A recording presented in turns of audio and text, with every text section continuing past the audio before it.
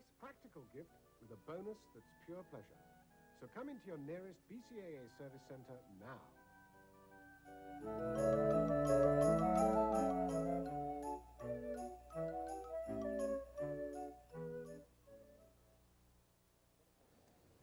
The weather forecast for tomorrow calls for clouds and snow showers in most regions of the province. The satellite photo from this afternoon shows a weak frontal system drifting across the Washington state coast.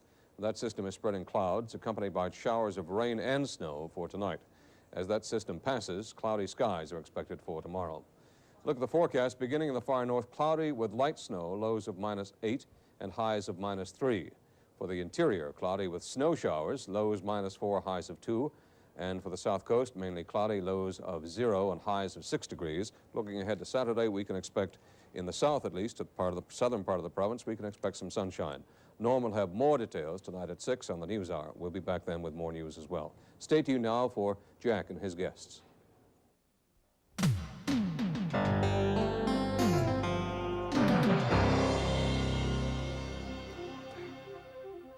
Good evening. Keep your fingers crossed this afternoon and this evening. There is a prospect of some kind of agreement in the I.W.A. dispute. Do I have Munro on the telephone? Are you there, Jack? It's open.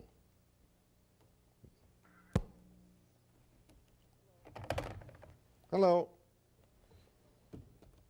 Hello. Hold on, Jack. Don't go away. I got to fix these buttons right. Don't go away. Put you on hold, and I'll put you on air. Are you there, Jack? Yes, I am. Jack Munro, Regional President of the I.W.A. Sorry for that little bit of confusion. Please, can you tell me precisely what is happening today? Because there is much talk of a possible solution to your disastrous strike situation. Well, we, Jack, have a kind of an arm's length set of negotiations or an initiative going, and it started last night, and it's still going now, and we're on standby for 7 o'clock tonight. There's a possibility that we may get a handle on this thing and wrap it up. In other words, a third party or someone is negotiating at arm's length, more or less by runners, between you, the negotiating committee of the I.W.A., and Forest Industrial Relations. Yeah, that's right. And runners is a good, or a runner is a good term for it. And I think all of the parties to the dispute are involved: the Southern Interior, the three companies in the Northern Interior, and FIR. And obviously you can't talk about details when you're in the middle of it, but it looks like this could come together. And if there's going to be an arrangement or a settlement or a back to work, will it be today? I would think so, Jack. Okay, yes. We'll keep closely in touch, and of course the News Hour will keep the viewers informed of any developments. But you say the next meeting is at 7 o'clock tonight, still at arm's length? Yeah, that's right. Thank you. With a runner. Thank you, Jack Munro. Okay. Now here's Steve with a rundown for tonight's program. Canadian seals are once again the subject of an international debate. Rumors abound that our federal government will give the go-ahead for the hunt to resume, and the International Fund for Animal Welfare calls it a holocaust of cruelty. Tonight, the IFAW's European coordinator, Ian MacPhail. Also tonight, whatever happened to Lyell Island? A hotly disputed government report recommended some logging continue on the South Moresby Island, but will the government act? In the studio with Webster, the Minister of Environment and Parks, Stephen Rogers. But first we're going to go to this terrible man, Ian MacPhail. And I'm not so sure that I'm joking or speaking lightly when I say terrible man, because my attention has been drawn to a repeat of the attempted boycott of Canadian salmon. Goodness knows the economy in this province is rough enough without international forces appealing to wealthy Americans to boycott our salmon. Now, you're the great anti-sealing people, aren't you, Mr. MacPhail? Absolutely right. And you're the man who shamelessly milks the wealthy Americans for your somewhat emotional campaign against honest, decent people trying to make an honest, decent living. Well, it's the habit to plead the Fifth Amendment at questions of that nature, but no, I'm not ashamed. No, but you shamelessly milk the emotions of rich Americans so you can raise money. You sent out millions of pieces of literature under the International Fund for Animal Welfare to stop the sale of seal coats and to boycott Canadian canned salmon, have you not? We have done that, yes, very successfully. How dare you do that? Well, how dare you kill seals? We haven't killed white coats or baby seals since 1982, and I am reliably informed that we've more seals now than ever in modern history, that they're exploding on both the Atlantic coast and the Pacific coast. Jack, let me reveal to you that I'm really a decent chap at heart, because we are not. All that we're doing is saying that if the seal hunt resumes in the other side of Canada, Eastern Seaboard, we will resume a boycott. And we're really doing the decent thing because we're declaring war 6 months in advance, which is jolly decent of us. In other words, you're threatening us. We are threatening you, yes. If we dare to start to harvest or to kill 500-pound adult seals... No, correction. Oh, but that's what the Pierre de Ban Royal Commission probably will recommend in a couple of weeks. Yes, but probable. You know, we've been waiting for over a year for the Malouf or the Alouf committee or whatever he calls himself. Malouf. I had the pleasure of meeting him in London. We are afraid that we'll get involved in the game of semantics and that they're going to resume the killing of seal pups, but after they've lost their white coat. That is to say, roughly after about 6 weeks. Now, these are still young seals. We are not, we have never been involved in the adult seal kill. It's been the slaughter of white coat So all seal you want pups. to hear from Canada is that we're not going to seal white coats and you'll get off our backs. Correct. But look at the damage you did last year to Canadian canned salmon. And I see another story again now that processors have received 20,000 letters from your supporters threatening a boycott of West Coast salmon products. Threatening a boycott. Yeah. Yeah. Why don't you get after us for killing the poor little salmon and gutting them cutting the little throats and bringing them out with hooks? Is that not as cruel as killing an adult seal? You must be joking. No, I'm not joking. Certainly not. Of course, it's quite a different thing altogether. What's so different about it? Both cold-blooded mammals. Well, do we really want to get into an argument about the difference between killing a mammal, a sentient mammal, and a fish? I don't think I want to get into that. Is there no room for harvesting of surplus population in the seas, be it seals or anything else? But we're not talking about that. All what we're talking about, the hunt of white coats was virtually brought to a standstill. You're quite right when you said the substantial killing stopped in 1982. This was because of the seal import ban into the European community. Which you lobbied for. Which we lobbied for and which we succeeded in. And which you obtained. And which we obtained, yes. And which is still in effect. Yes, it has another 2 years to go. Mm-hmm. All that we're a little afraid of, because as you know, there was an animal called a mole leaked some of the Malouf findings, and there was a suggestion there that they would say, all right, we won't kill white coats. We'll wait till they're 7 or 8 weeks old. Now, we don't know that, and when the report comes out, all will be revealed. The world is waiting for this report, by the way. It's over a year out of date. It's a year old. So if there's any resumption of the killing of the young white coats a couple of weeks ago, if you like, then we will go back into action. You must realize there's much resentment against you, not only from the sailors on the East Coast, who relied from time immemorial on some of that for their income, but also from the Inuit.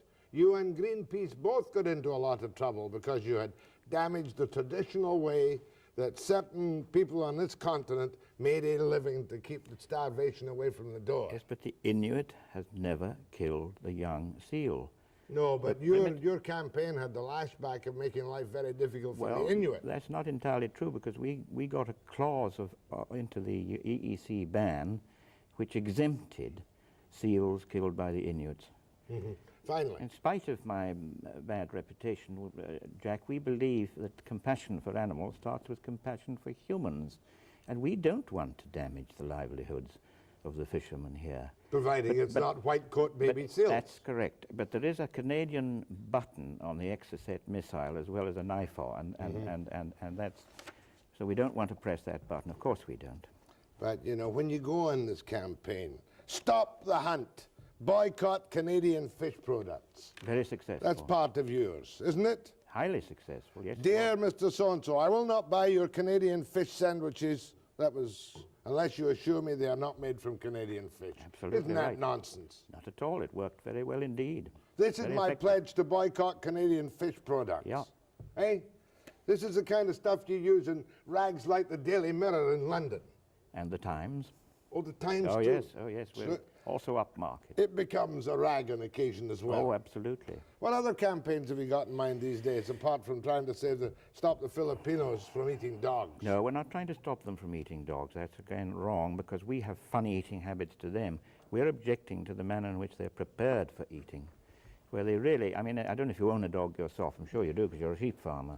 Well, you take the dog's front legs, you tie it behind its spine, and you have to dislocate both of these in the process. You tie the hind legs together, and it screams. So you jam a jagged tin can on its muzzle, and it lies in the market for 3 or 4 days on the basis that when you take it home and kill it, it's fresh meat. Now, we're objecting to that. Are you having any success A with that huge success. rather gruesome campaign? We are having a great success. Okay, I got to tell you that there's a sailor in the East Coast who's been listening to you tonight, who will probably be more vehement than I am, because I'm very moderate on these things. I may And even know him. We're going to talk to him after the break.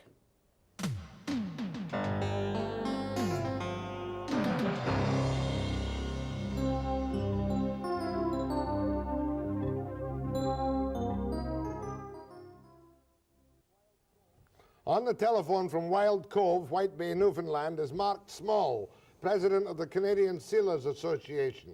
Have you anything to say to this man, MacPhail, Mark? Yes, I do there, Jack. I was listening to Ian there talking about the seal hunt, and I'd like to say that, you know, the only cruelty that has been done in all of this over the years has been done to the sealers and the fishermen in Newfoundland and Labrador and the Inuit in the far north who have had their livelihoods destroyed. And if there's any cruelty going on right now, it's been done to the people. What do you say? Who have lost their livelihoods. Let me ask Ian MacPhail what he says to that briefly. Well, it depends what you talk about cruelty. You're not talking about physical cruelty. I would accept that the livelihoods have been affected, but I would also remind you that this is not an all-the-year-round industry. It lasts at the most 8 weeks out of 52, usually 6. And Well, it is an all-year-round thing for the fishermen whose livelihoods depend on it. The seal hunt is just another part of our fishing industry. It's another cycle in the fishing industry where we take some seals to make up a part of our earnings so that we can provide a bit of food for our children and help to give them a bit of education so that they can have a part in life as well as other people in this world in which we live. Let me ask Mr. Small if he's coming to Newfoundland on this trip. Are you going to Newfoundland No, on I'm this not. trip? No, I'm not. You're not going this time? I have been to Newfoundland twice. But what will you do if the Maloof report does allow the killing of whitecoats? We'll press that Exocet missile. Mark, you press that Exocet missile of We will. propaganda and money. Boycott. Boycott. The boycott. The boycott missile. What do you think the Maloof report is finally going to do, Mark Small? Well, I think the Maloof report is going to call for a ban on the whitecoat hunt, and the Sealers Association over the years hasn't called for a ban, but they called for a moratorium on the hunting of whitecoats because of public opinion both here in Canada and other parts of the world. So you'll accept that? You would accept the ban on the whitecoats? We would accept that because there's not that many people involved in the whitecoat hunt, but in the landsman hunt where we go out in our small boats and take a few seals, there's some 6,000 sealers in Newfoundland on the northeast coast of Newfoundland and other parts of Quebec who depend upon on that part of the hunt for their livelihoods, and we want to continue that way of taking these older seals, the mature seals. Well, you've no objection to them taking the mature seals? Absolutely. What I'm about- delighted to hear that you're in favour of giving up the white coat hunt. I don't think we have much of a quarrel. Tell me, Mark Small, have you got a market in Europe at all for the adult seal coats? Yes, there's still a limited market for adult seals in the boot and shoe industry in Europe and different parts of Asia. Okay. And, Okay, let me ask you another question. Would you try and help them to find markets for adult seal coats in Europe, or would you continue your anti-seal coat No, I think this is the business of the Canadian government, and I think it's time the Canadian government behaved like a civilized country and compensated these sealers. It's not their fault Jack, that the world is reviling what they do. To say that this business of the white coat hunt, there's been no white coat hunt going on now for a few years, and those people are still sending out postcards. And a while ago, there was a talk of a call on the grey seal in the Gulf of St. Lawrence in the Stable Island area, and officials there in the fisheries and other departments have received some 5,000 postcards saying that they're culling baby seals, and this is misleading the public. It's not baby seals. It's a grey seal that carries a parasite, and it's causing thousands of dollars of damage. Okay, to the let me fishing ask Mark industry. about that. And yet they're still sending out postcards of clubbing baby seals. That's right, because you did exaggerate the clubbing after it had long stopped. You've been accused of misrepresenting it on television and everywhere else. Well, it's not entirely true, because although they stopped killing 200,000, 180,000 in 1982-83, they were killing, I think, this year, the official Canadian government's records talk of something like 8,000 white coats. Yeah.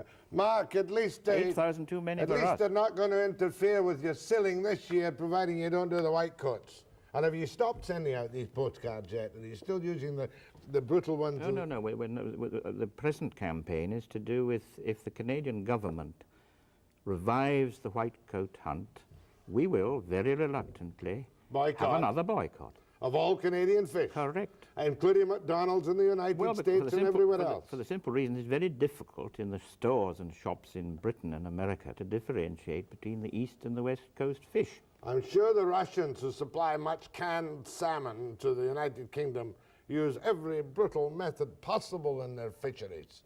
But you don't boycott it, do you? Well, there wouldn't be much point in that. John West is the Russian salmon, is it not? But perhaps an Exocet missile in Russia. Oh, stop saying about Exocet missiles. I mean, that's really extravagant talk. You mean propaganda, don't you? We prefer jaw-jaw to war, as Churchill said, and what we want is jaw-jaw with the Canadian government. We want them to come to their senses and once and for all accept that the fact the world will not tolerate the killing of white coats anymore. Mark Small, thank you very much for taking part in the program. Jack, could I say one more thing there? Yes. Like, I had a very interesting letter tonight from Germany, and a few years ago, there was a guy by the name of Franz Weber who came over here and was going to establish a satanic fur thing for down in Labrador, make a plant there. And he collected so many millions of dollars for that, and now the public is asking, where is the plant in Canada and what is it producing? And there's no plant, and so you've got a whack of money collected in, but there's no plant in Canada yet. Where is so Franz? The public is asking, where is this plant, and their money is gone. I don't know anything about it. He doesn't know anything about it, I don't know anything about it, and if Franz Weber is listening, I doubt if he would call. So this is some of the things that's going on, you know. I know. There's an awful lot of money being raised, but the fishermen, the sealers don't see none of it. Mark, I'm very grateful for your cooperation. I appreciate it, Jack, and thanks very much. No bother, I'll put you on hold and you can listen to the rest of the program. Where do I stand on calls? Go ahead to Ian MacPhail. Thank you, Jack. I was just kind of really interested to hear your MacPhail, a socialist from England, suggesting that the government compensate this whole industry. That's just a perfect solution, more government handouts. Now, what I'm really concerned with is how this gentleman can disrupt the West Coast fishing by something that we're not even involved in on the East Coast. Why doesn't this group spend some of its time trying to protect endangered species, like the sandhill crane, for example, instead of this seal, which is not on the endangered list? It's not even close to extinction. It's a complete waste of time, Okay. and I'm really infuriated that someone from a foreign country such as yourself can come around here and make these suggestions and bugger up our economy. You really disappoint me. Okay, Ian? What a group of do-gooders. Ian? Well, I'm sorry you feel like that. By the way, I'm not a socialist. I don't know where you got that idea. Socialist idea. Bailouts is socialist. I must Well, admit. I'm not a socialist. You don't have to be a socialist to say that you compensate people who've lost their living. You can be a true blue conservative and still suggest that, because it makes common sense. But are you trying to tell me that we should only be concerned with animals that aren't threatened with extinction? Because I couldn't disagree with you more. Well, let's put it this way. These animals are not in threat of extinction. I don't believe they're killed in a cruel manner. If these animals are killed with one swift hit to the head, it might look cruel to you, but they're dead. This dog thing in the Philippines, I'm just astonished to hear about tonight. That is a cruel thing, and I would support you on something like that. Okay, fair enough, and thanks for your call. More calls to Ian MacPhail after the break.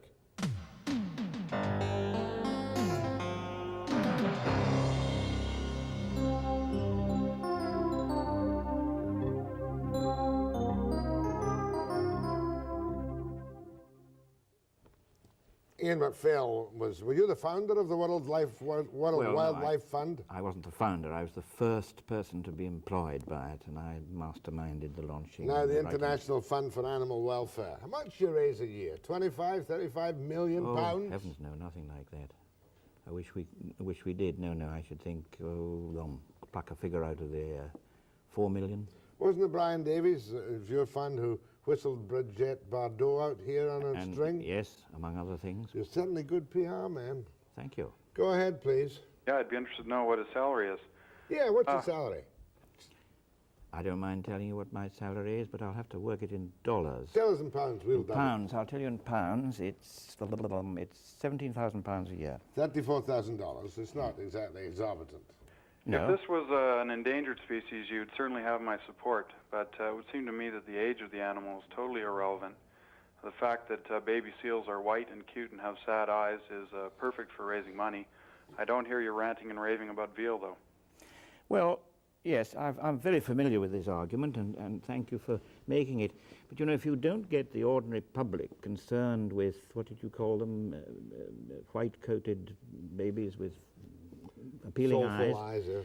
What hope in hell has a tuatara, or some revoltingly looking, but nevertheless important lizard? My point is, sir, though, that what's the difference, the age of the animal? It's not an endangered species, and I don't hear you talking about veal, baby cows being killed. Well, we can't talk about everything. We can't talk about everything, but I don't know if you've been watching the show. I've been giving a description of one thing we're trying to stop, which is this appalling cruelty in the Philippines, where they ill-treat the dogs for feeding purposes. Of course, just a minute. Let me stop you on the dogs. This is the English syndrome, isn't it? The dogs. Well, I'd hope it was the Canadian syndrome, too. There are plenty of Canadians Here who are is a revolted fairly by the Philippines. Here is a traditional way of doing things in the Philippines, which has got many greater problems than the care of dogs, and yet you dissipate your efforts into dropping a kind of halfpenny's worth of trouble in the Philippines. Oh, no, on the contrary, we're going to have it stopped. In fact, I should say it's been halved due to our efforts. And under the new president, we hope it'll be completely stopped. One of our most successful campaigns. Okay, thank you, sir. Go ahead from Revelstoke. Yeah, Jack, I just wonder sometimes where you get these characters from. If it's not this character you've got here, it's Paul Watson or Brian Davies or someone else. I'm a commercial fisherman myself, and I started my career of fishing in England from Grimsby. And I'm fishing now on the west coast. And personally, I'm getting sick and tired of these people that come out of here and try to dictate to us what the hell we should and should not be doing because they don't like it in England. Well, I don't know whether this character has ever spent any time in the Atlantic at all and seen the seals on the ice floes. I have. There's more now than there ever was. Same for the West Coast. And it's about time people such as this got their head out the sand and went out and worked and earned a proper bloody day's wages. Okay, boy. cut you off because you're going on too long, but that's what many people think of you. So Okay, that's I fine. presume we're a reactionary backwoods population in this part of the No, world. you're nothing of the sort, but sometimes the world thinks you are. It's not just people in England who, by the way, who are against the seal hunt. The EEC ban was the whole of the economic community. People in New Zealand, in Australia, you name it, in America, there are an enormous number of Canadians who are against the seal hunt. So it's quite absurd to suggest it's some English disease. But we get kind of cheesed off, you know, because of all the big money in the States and in Britain and in central Canada, who think it's a crime to cut down a tree.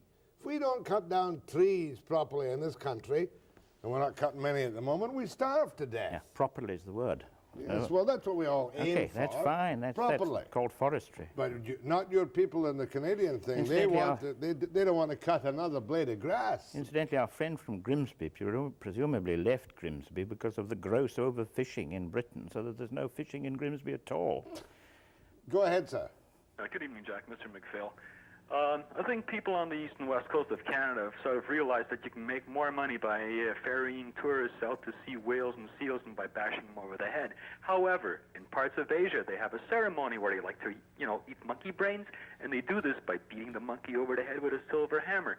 So if you want to go crusade a cause, why don't you go hit the Middle East and keep your nose out of our affairs, because it seems like you're misinformed to begin with.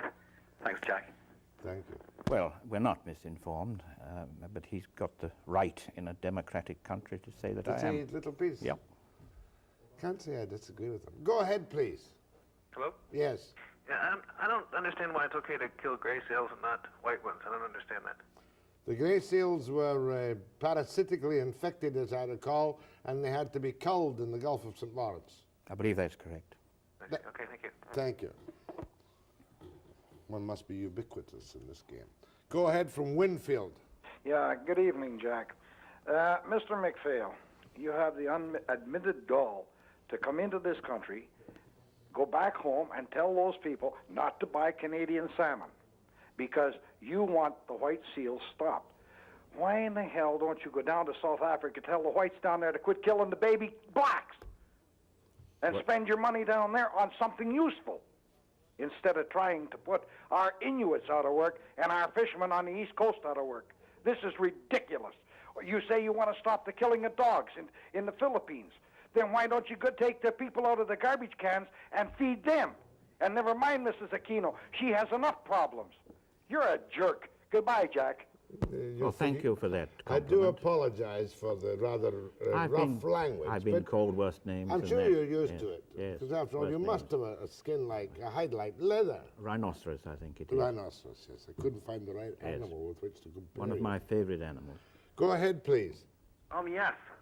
I have a question for Mr. MacPhail. Oh, first of all, hello, Jack. I really like your show. I'm glad I finally got on. Good. I had the unlucky experience of seeing some of this seal hunt going on. And, it was just a terrible fight. Now, Mr. Small, I'm not sure how much money goes into this program, but I'd just like to say that, you're really like, Mr. Small, does that mean like you have like a small cock or penis, or are you... Oh, for goodness sake, excuse me, I'll kill that. One of these. I just kill it.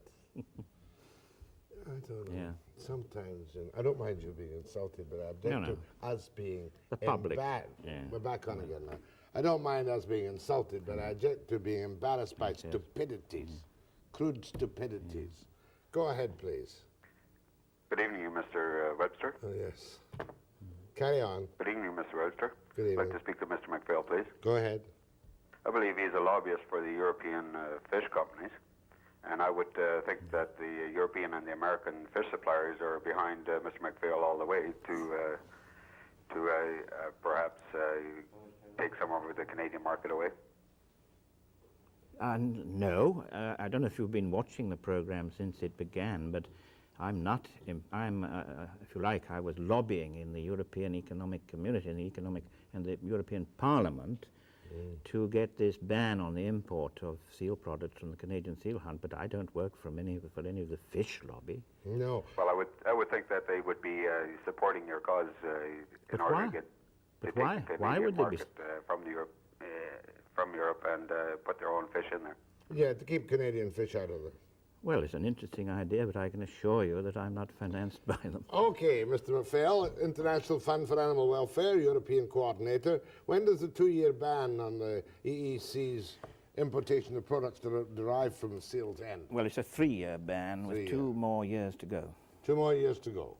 And all you want us to do is to stop killing the whitecoats. Absolutely correct. And if we stop killing the whitecoats, you will send out counter-propaganda telling people to buy Canadian fish products. Something like that. We certainly won't tell them not to. Yeah, you won't undo the damage you're doing. Well, we haven't done much damage yet. As Reagan said, you ain't seen nothing yet. My thanks to Ian MacPhail, and I apologize for that stupid fellow who said the rude things. Well, perhaps he gets some kind of curious kick something. After the break, Stephen Rogers.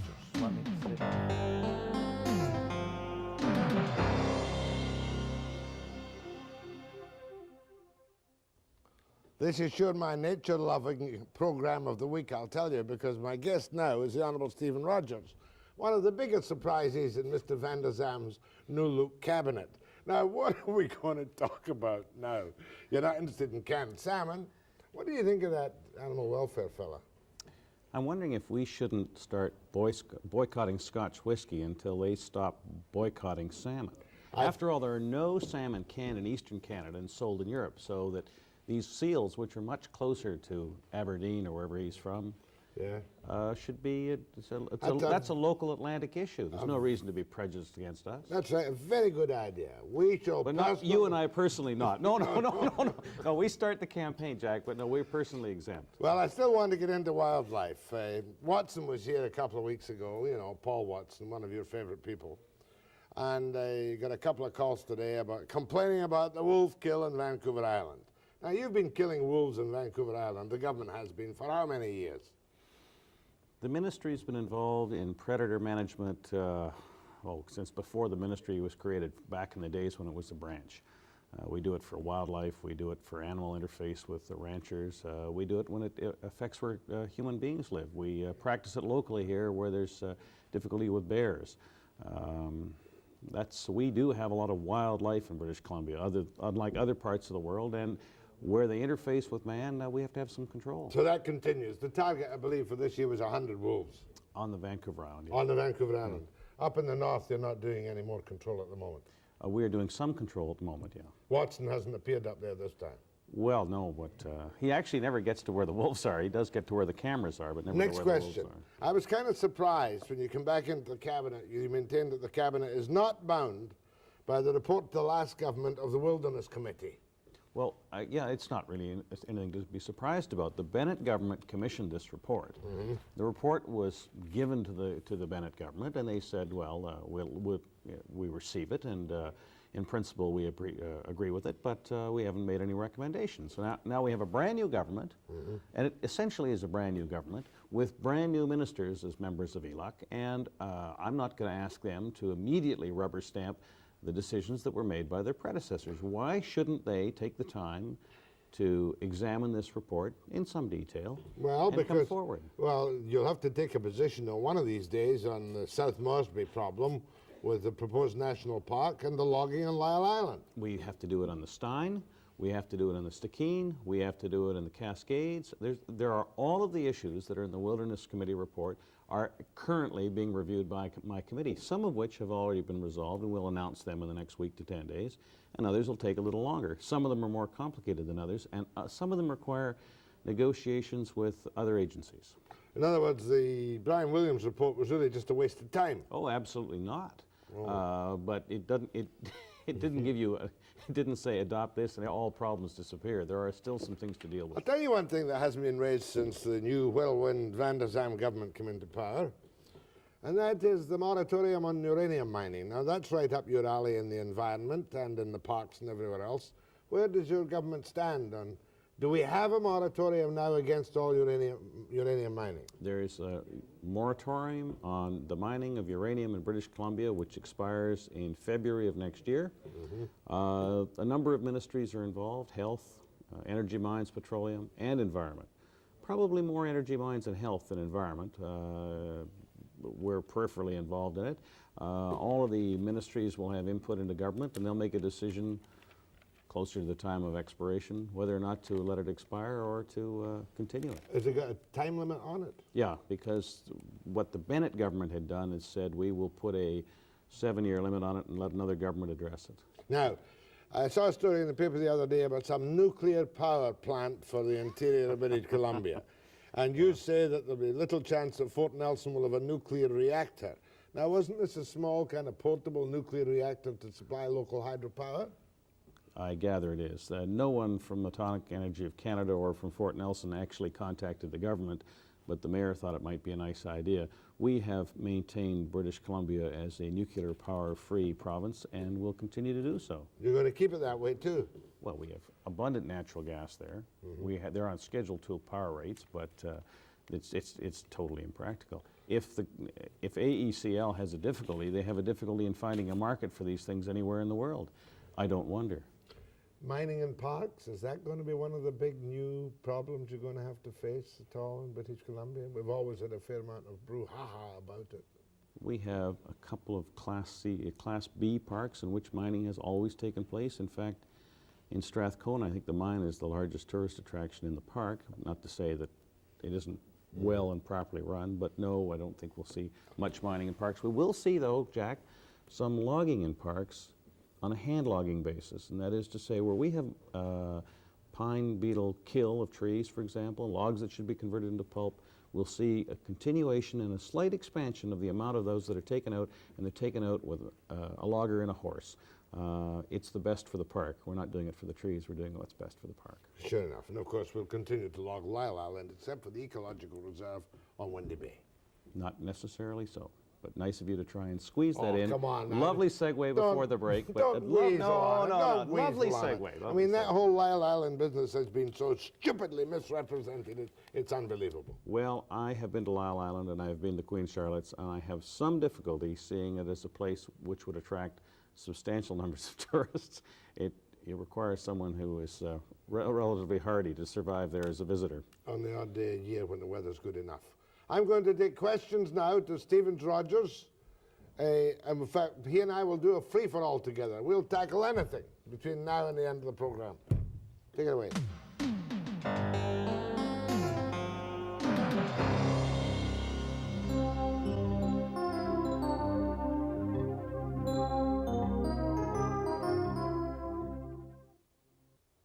I might just ask you, I'm a little bit uneasy about this PWA purchase of CP Airlines for the obvious reasons that PWA's first loyalty is to Calgary, CP Airlines is Vancouver, and yet half of it might disappear to Alberta. I think it's disappointing. Both airlines actually started off in Vancouver. Both ironically started by bush pilots. I think the last of the major airlines that ever were. Baker and McConaughey. Yeah. There probably is some rationalization on the domestic routing, but on the international routing, it would be very disappointing to see the kind of long-established reputation that Canadian Pacific has developed turn around and start going down the drain. I mean, I worked for the competition for many years, but it's a highly respected organization internationally. Yeah. Go ahead, please. Yeah, I was wondering if Mr. Rogers would care to comment on the what I see as the short-sightedness of the province of British Columbia as far as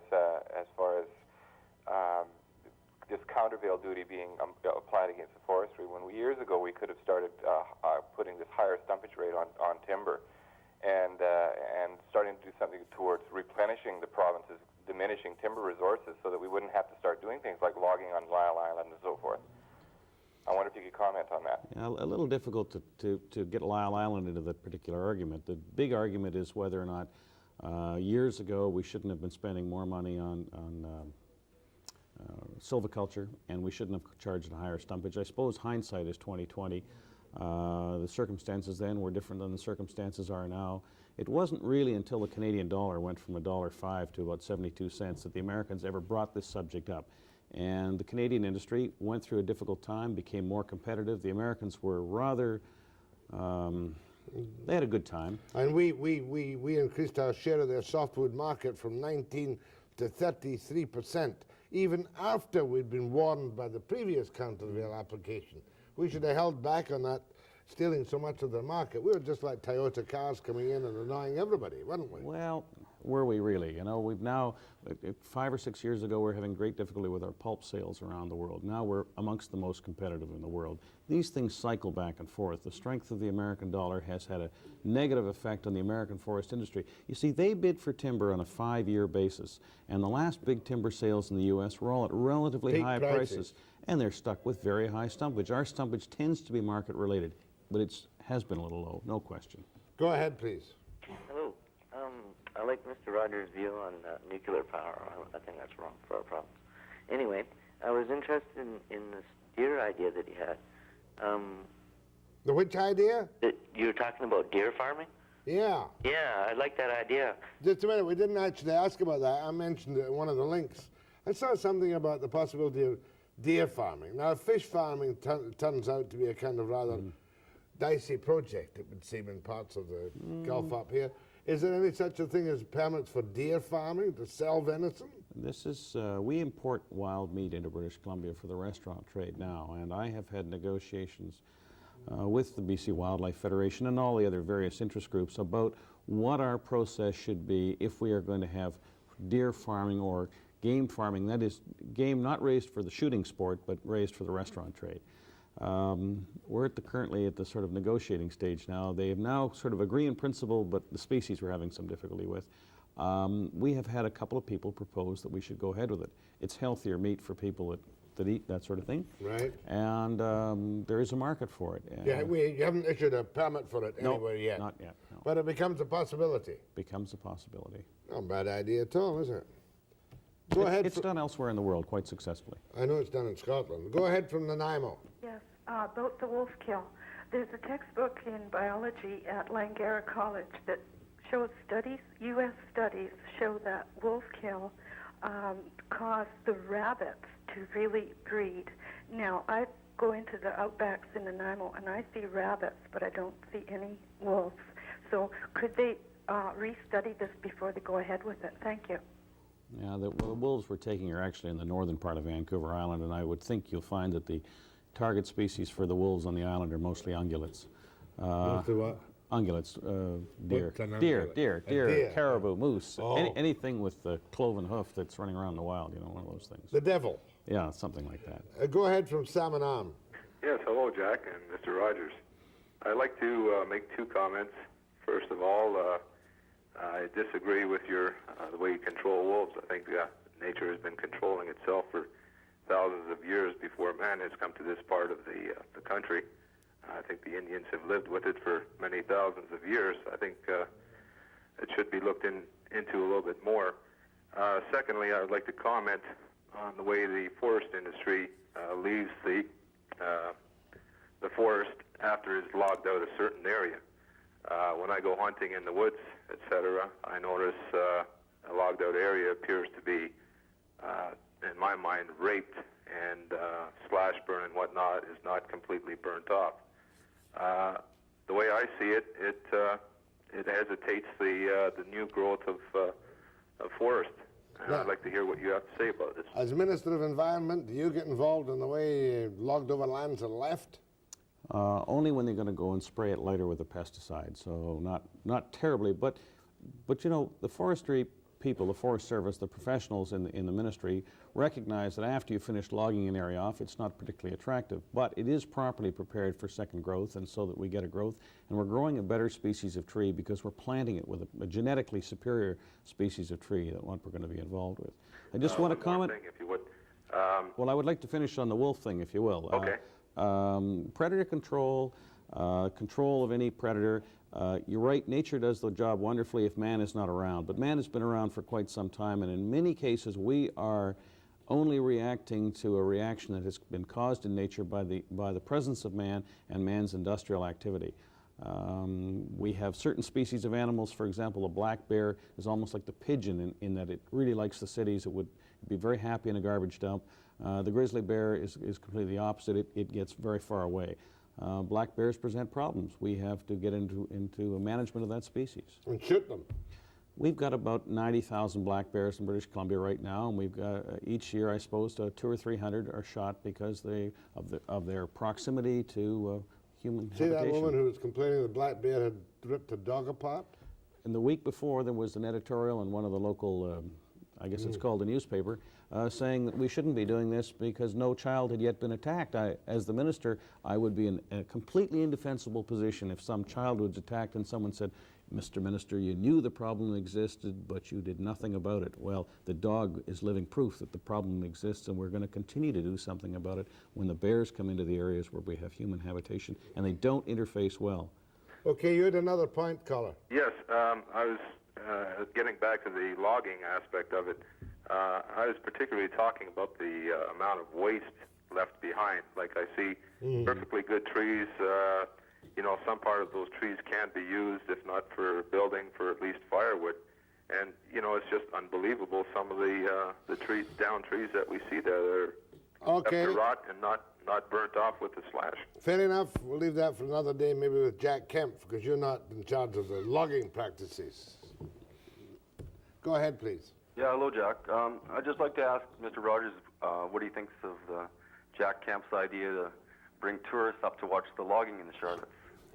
Well, I think it's the logging industry is very interesting to go and watch in any event. I think if you get the opportunity to go any place in the province and watch logging, it's fine. Having worked in a logging camp myself, I know that you'd like to keep the tourists just about as far away from the action as possible because machinery tends to move around, cables the odd time snap, logs break off. I'm not really sure it's going to fly very well. Well, no, it'll fly, but I think that it's also pretty expensive to get someone in there. Or dangerous. Yes, I'd have to say that extra people on a job site, it seems to me, would present a bit of a problem. Okay, caller, thank you. Go ahead, please. Hi, Jack and Mr. Rogers. I have a couple of points. I wanted to know whether Mr. Rogers would have any input in whether logging companies would have to offer back a percentage of their profits to re-tree everything. I don't know whether there's any regulations on this, but it seems that the replanting program doesn't seem to fill up the gap. Fair enough. Reforestation. Do you know anything about it? Yes, I do, but it's best to get the Minister of Forests on for it. Every forest company now is planting, I think, 4 trees for every one they cut, 4 or 5 trees for every one they cut. Each of the different types of quota holders, each of the different harvesting rights have different rules. The tree farm license. Okay. I made a comment about Lyell Island that if anyone went up there, you would find it hard to believe that tourists would stay in Lyell Island because they'd have to be quite hardy. And I find that's fine. I find that beautiful when you have to rough it. And just because the place is, doesn't have all the, the luxuries that some people might like, doesn't mean that it justifies logging the place. Oh, those aren't the luxuries I'm referring to. From a climatic point of view, it is the whole of the Queen Charlotte Islands don't seem to me to be a 4 seasons destination resort. It rains there quite a lot. That's an understatement. Here. Go ahead, please. Yes. First of all, I was on Vancouver Island, and I ran into a group. Just a minute, I can't hear you. Hold on a second. Go ahead, please. Hello. Hi, Jack. Yeah, go ahead. Hey, thanks, Jack. Jack, I got a question for you. Is this program of yours province-wide? Province-wide on BC TV transmitters in every nook and cranny of this vast area of British Columbia. Bingo. Because of the question I want to ask Stephen is I'm hoping my daughter and her son her husband is listening in Prince George. We're not here for transmitting personal messages. No. Okay. Here it goes. Steve, how do I get into horse logging? Could you explain that a little bit further? Oh, well, we have a number of sites in the province where the Parks Branch has areas where we want to remove decadent timber, and we have allowed it to take place in some places. If you write to me from wherever you are in the province, I don't know where you are right now, I'll let you know those sorts of locations where these things will be put up for a bid. I have the horses, but it's just a matter of the sale of the logs, that's it. Yeah, well, it's been going on in the past and it'll continue in the future. Thank you. Good. Well, at least if we can get somebody into horse logging with a couple of Clydesdales and a chainsaw, we'll have added a couple of jobs to the hard-pressed economy of British Columbia. Think about it this way, Jack. A one-man operation with a horse, the number of logs he gets to the landing per dollar of equipment spent, he gets to keep most of the dough. Good. My thanks to Stephen Rogers, Minister of Environment and parks in the new Van der Zalm government. After the break.